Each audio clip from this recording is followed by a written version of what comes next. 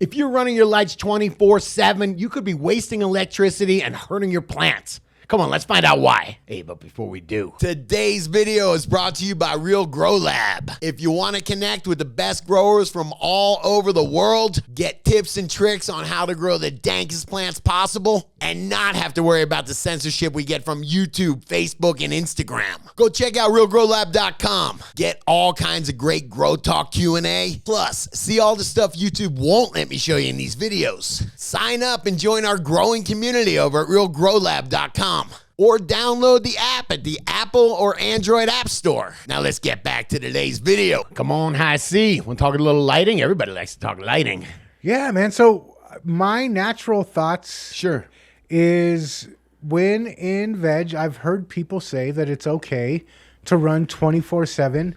And you're saying there's a debate about that. There's a lot of things that are okay for you, you know. It doesn't mean I want to do them, you know. I want to do things that are good for me. But I've seen a lot of people run their lights 24 hours a day. Yeah, it does have to do with, you've heard me talk about DLI before. It's very simple. It's the amount of light that the plant can absorb before it's wasted. You know, a plant only has a certain amount of energy. If you're hitting your DLI, which you should be, in 18 hours, if you're giving that plant all the energy, all the light energy it can use in 18 hours, then you're wasting the rest of that time. You're wasting your energy on those 24 hours. It's not just light, it's air conditioning and climate control, all that stuff. My mind immediately jumps to maybe quality of light. Maybe newer lights can deliver more DLI in 18 hours and older ones couldn't. It's just the amount of light. And if we're talking in veg or in clones or something like that, the DLI really isn't that crazy. But I just urge you to know your DLI and understand that's the maximum amount of light that your plant can absorb. Do the calculation. You can Google it and find the calculation. It's a ridiculously, I can't remember it, all right? But you times it by 0.36 over a million, all right? Okay. So where did this idea come from, though, of people leave? Because it's not natural to have sunlight 24 hours. So why did growers start doing that? Because if you do the research, you'll talk to people that know botanists, and they'll say, oh, cannabis is a C3 plant, which means it doesn't need to sleep. Doesn't need to sleep. And that's kind of where for a long time I go, okay, no problem, man. I'll just let my plants run 24/7 in veg.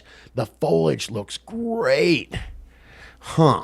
What happens in the leaves? The leaves are your photosynthesis factories, right? Mm-hmm. The plant makes these sugars. It takes the energy from the light and the nutrients, and it makes sugars from it, right? Mm-hmm. So the solar panels, the leaves, they're taking the light, they're taking the nutrients, oxygen in the air, or the carbon in the air. Yeah, that's right. And then they're turning that into sugar. Yep.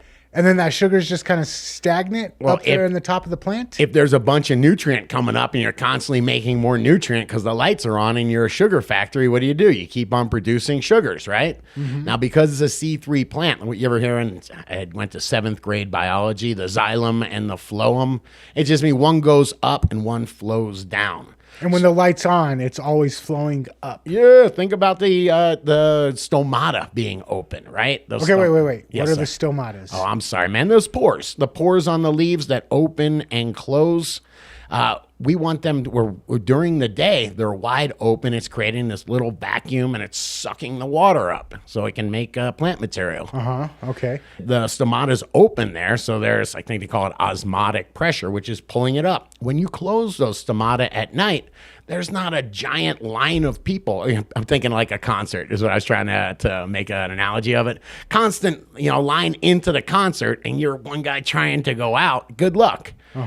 So when the concert's closed and the doors are closed, everybody's going out. It makes it a lot easier. So point is, when those stomata are closed, the plant is able to redistribute all those sugars that it made. It pumps them down to the bud sites. It pumps them down to the roots.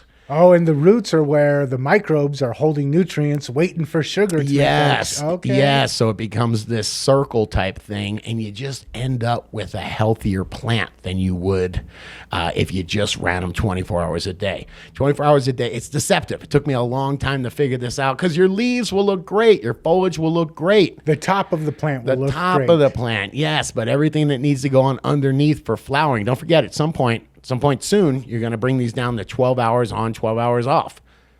Gotcha. And let's talk real quick about that, because that was kind of where I got confused. Sure. I understood you need to flip to longer nights when you want to kick it into bloom. Yep. But I was always confused. I always heard conflicting information.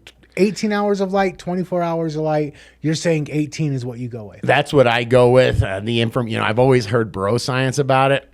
And this is real science, man. Thanks, Google. But that is just me. I used to run my lights 24 hours during veg until I learned about the sugar distribution. Now I've changed to 18. But what about you? Let me know in the comments. And if you like this video, come on, hit that like button, smash that subscribe button, talk about this one and share it with another grower you know. And check out the other couple of videos YouTube recommended. I think you'll dig them.